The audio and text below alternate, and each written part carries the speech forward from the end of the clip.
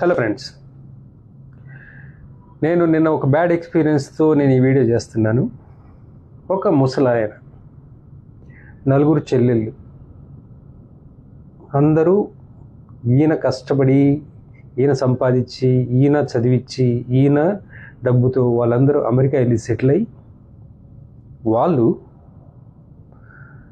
ఈయన మంచాన పడ్డాడంటే ఎంత డబ్బులైనా పర్లేదు మేము పంపిస్తాము, ఆయన్ని బాగా చూసుకోండి అని నాకు ఫోన్ చేశారు. అంటే మనము ఇదేనా మన పెద్దలకి ఇచ్చే మర్యాద? దాని బదులు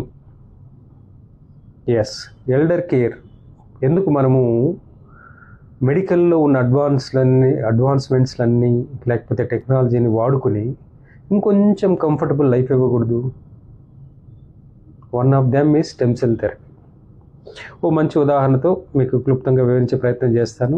చాలామందికి యూరిన్ ఇన్కాంటినెన్స్ అంటే వాళ్ళు బెడ్ మీదనే మూత్రము, మలము కంట్రోల్ లేకుండా పోతూ ఉంటారు.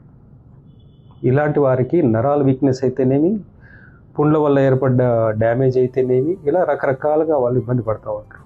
వీళ్ళకి స్టెమ్ సెల్ థెరపీతో మూత్రాన్ని కంట్రోల్లోకి తీసుకురావచ్చు, మలం విసర్జనని కంట్రోల్లోకి తీసుకురావచ్చు.